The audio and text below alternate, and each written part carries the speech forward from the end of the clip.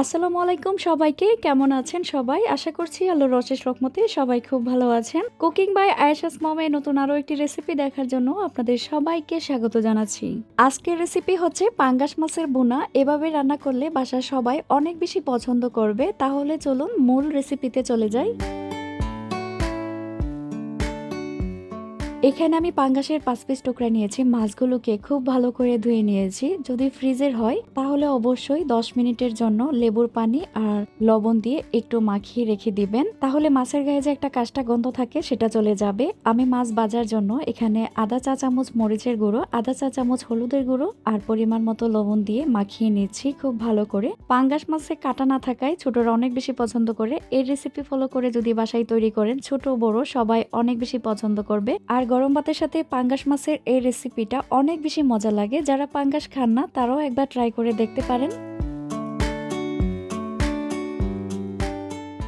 চুলায় একটা প্যান বসিয়েছি, তার মধ্যে 1 কাপ তেল দিয়ে দিলাম। তেল যখন গরম হয়ে এসেছে আমি একে একে সবগুলো মাছ দিয়ে দিচ্ছি। আর মাছ ভাজার সময় অবশ্যই সাবধানে থাকবেন। এই মাছটা কিন্তু একটু বেশি ফোটার কারণে গায়ে এসে তেল পড়ার সম্ভাবনা থাকে। মাছ দেওয়ার পরপরই মাছটা ঢেকে দিবেন। ফিরে এসেছি আমি কিছুক্ষণ পর। একটা পাশ যখন হয়ে এসেছে আমি মাছটাকে উল্টিয়ে দিচ্ছি। আর মাছটাকে অবশ্যই একটু কড়া করে ভাজবো। এই মাছে একটু মাংস বেশি থাকাতে কড়া করে না ভাজলে খেতে ভালো লাগবে না। অবশ্যই একটু মচমচে করে ভেজে নেওয়ার চেষ্টা করবেন। আর মজার মজার রেসিপি পেতে চাইলে অবশ্যই ভিডিওটিতে একটা লাইক দিবেন। আর নিত্য নতুন রেসিপির জন্য আমার চ্যানেলটি সাবস্ক্রাইব করে দিবেন। মাছটা ভাজা হতে হতে আমি মশলাটা রেডি করে নিয়েছি। দিয়ে দিয়েছি 1 চা চামচ মরিচের গুঁড়ো। মরিচের গুঁড়োটা একটু বেশি করে দিয়েছি কারণ পাঙ্গাস মাছটা একটু ঝাল খেতে ভালো লাগে। আর দিয়েছি 1 চা চামচ থেকে একটু কম হলুদের গুঁড়ো, 1 চা চামচ ধনিয়ার গুঁড়ো, 1 চা চামচ জিরার গুঁড়ো আর পরিমাণ মতো লবণ। এখন আমি পানি দিয়ে মশলাটাকে একটা চামচের সাহায্যে নেড়েচেড়ে মিশিয়ে নিচ্ছি।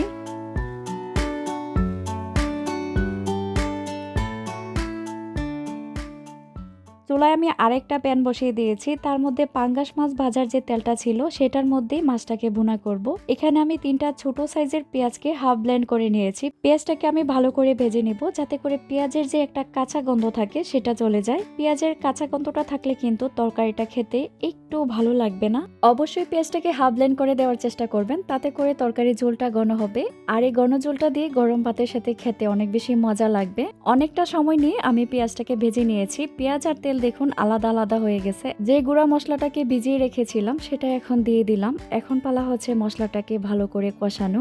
বাটিটা ধুয়ে একটু পানি দিয়ে দিলাম, আর না হয় মশলাটা পুড়ে যাওয়ার সম্ভাবনা থাকবে।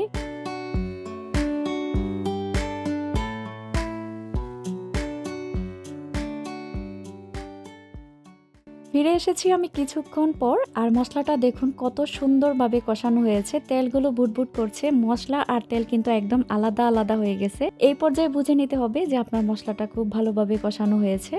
এখন আমি একে একে সবগুলো মাছ দিয়ে দিচ্ছি।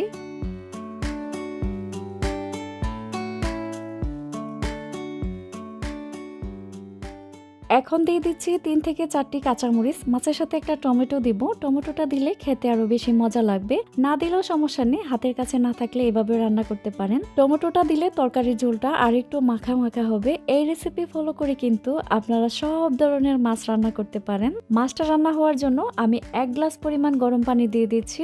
গরম পানি দেওয়ার চেষ্টা করবেন, গরম পানি দিলে তরকারির স্বাদ ভালো আসবে। একটা পাশ যখন হয়ে এসেছে আমি মাছটাকে আবার উল্টিয়ে দিচ্ছি যাতে এই পাশেও মশলাটা ঢুকতে পারে। এভাবে একটু নেড়ে ছেড়ে মাছটা উল্টিয়ে দেবে যাতে মশলাটা ভালো করে মাছের ভিতরে প্রবেশ করতে পারে।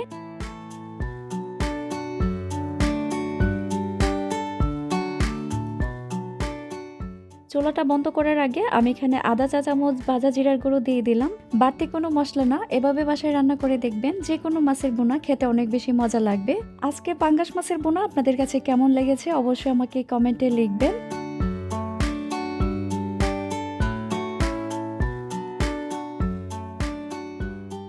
পরবর্তী ভিডিওর আমন্ত্রণ জানিয়ে আজকের জন্য এখানে বিদায় নিচ্ছি। আপনারা সবাই ভালো থাকবেন। আল্লাহ হাফেজ। আসসালামু আলাইকুম।